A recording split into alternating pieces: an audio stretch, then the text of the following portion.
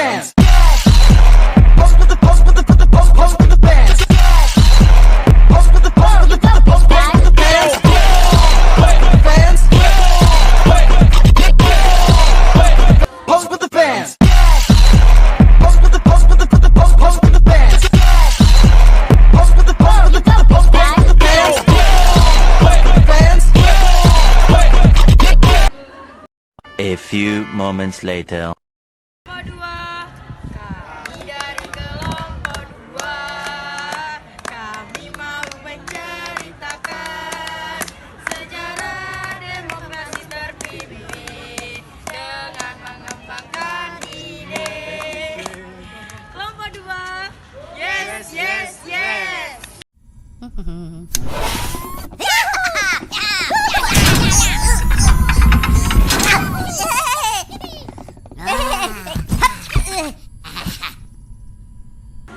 Demokrasi terpimpin merupakan sistem demokrasi yang ada di Indonesia pada tahun 1959 sampai 1966 yang diketuai oleh Soekarno.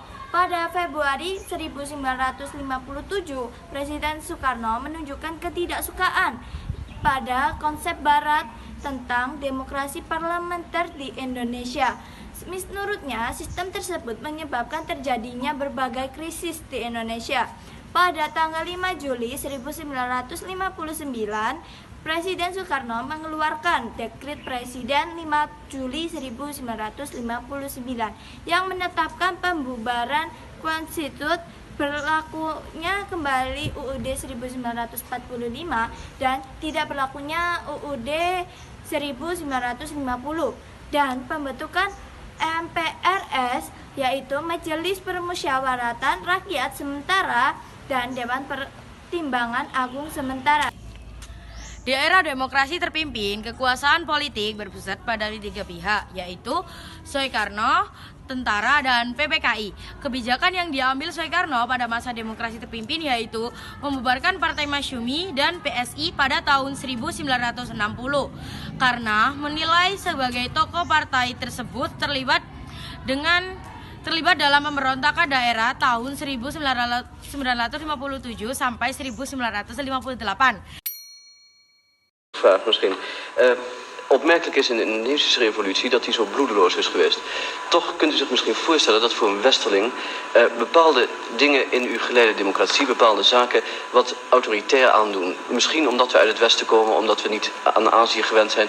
Maar kunt u zich dat voorstellen? Dat komt omdat jullie, neem niet kwalijk dit woord jullie, dat is vriendschap, ja? Ja. Dat komt omdat jullie een verkeerd begrip hebben van het woord geleide democratie. Geleide democratie is niet een dictatorschap, niet een dictatuur. Nee, geleide democratie is democratie met leiderschap.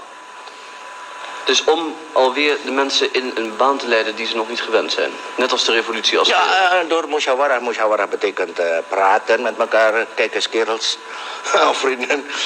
Zo moeten, wat denk je ervan? En die man zegt nee. En ik geloof dat het beter is zo te doen. En dan na discussie, na wat wij noemen musyawarah, bereiken wij een stadium van communistische opinie. Iedereen is dan van dezelfde mening. Oké, dat voeren we samen uit. Dan wordt het besloten. Ja, wordt het besloten.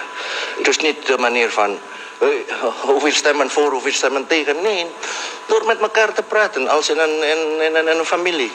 Vader roept moeder, dochters en zonen bij elkaar. Nou, Eén groot gezelschap. Een groot gezelschap en dan samentjes besluiten nemen. En er staat nooit een boze vee aan de wieg. Oh, nooit.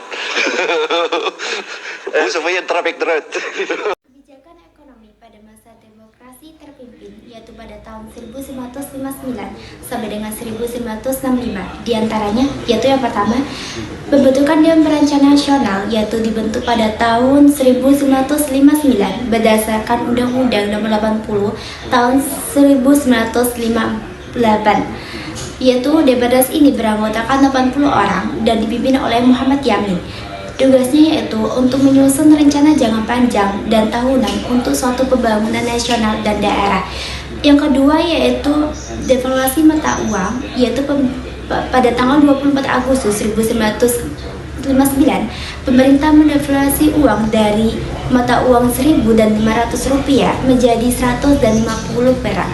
Yang ketiga yaitu pembekuan simpanan bank, yaitu yang berarti pemerintah membekukan simpanan bank-bank yang melebihi 25.000 rupiah. Dan yang keempat yaitu nasionalisasi perusahaan asing, yang dimana pemerintah melakukan nasionalisasi ke perusahaan asing. Yang kelima yaitu pemerintah melakukan redistribusi tanah.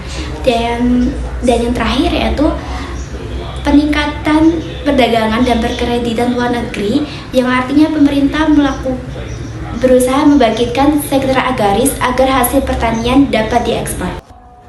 Kebijakan politik 1.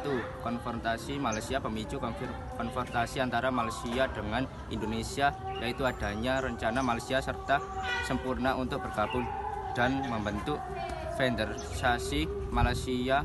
Langkah ini dianggap sebagai proyek neokolonialisme Inggris guna menggambarkan kekuasaan di Asia Tenggara, tetapi ditolak tegas oleh Filipina serta Indonesia. Pembahasan Iran Barat, hal ini diberikan dengan pusat konfirmasi meja bundar pada tahun 1949 yang menerapkan masalah Iran Barat akan dihasilkan dalam waktu setahun. Akan tetapi Belanda justru menggunakan dan malah merabut wilayah NKRI sepenuhnya.